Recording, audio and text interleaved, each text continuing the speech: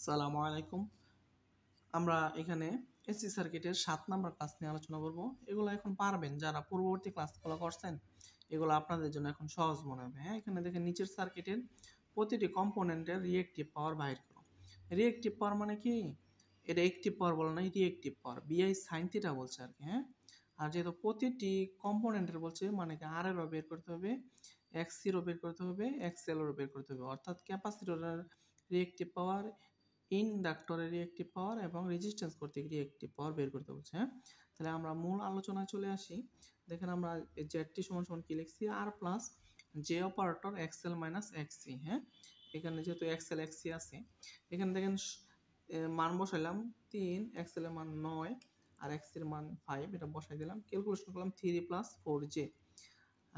তাহলে সুতরাং আয়ের মানটা বের করতে পারেন কি, I equal to B by Z. হ্যাঁ, আই ইকুয়াল টু কি দেখেন, I equal to B by Z, B এর মান বসালাম আর জেড এর মানটা বসালাম। হিসাব করে দেখলাম 10 অ্যাঙ্গেল মাইনাস 53.13। হ্যাঁ, এইটা বের হইল।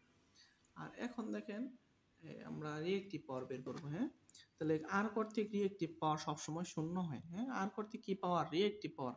আর কর্তৃক শুধু অ্যাক্টিভ পাওয়ার পাওয়া যায়, এই জন্য কি রিঅ্যাক্টিভ পাওয়ার শূন্য। তাহলে কিউ আর দিয়ে বুঝাইছি, কিউ দিয়ে মূলত রিঅ্যাক্টিভ পাওয়ার বোঝায়, আর দিয়ে বুঝাইছি আর কর্তৃক রিঅ্যাক্টিভ পাওয়ার, তো শূন্য বার। আর এল কিউ, হ্যাঁ, এল দিয়ে বুঝেছি ইন্ডাক্টর কর্তৃক reactive power, I square XL. আমরা পরবর্তী ক্লাসগুলোতে এগুলো আলোচনা করছি। হ্যাঁ, তাহলে আই এর মানটা বসালাম, এক্সএল এর মান বসালাম 912 হইল। হ্যাঁ, আর কিউসি, দেন কিউসিটা হবে কি, কিউসি মানে ক্যাপাসিটর কর্তৃক reactive power, I square XC.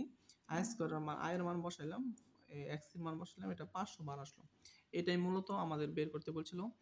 আপনারা যারা চ্যানেলে নতুন আছেন তারা চ্যানেলটা সাবস্ক্রাইব করবেন, যারা ফেসবুকে আছেন তারা বন্ধুদের সাথে শেয়ার করবেন।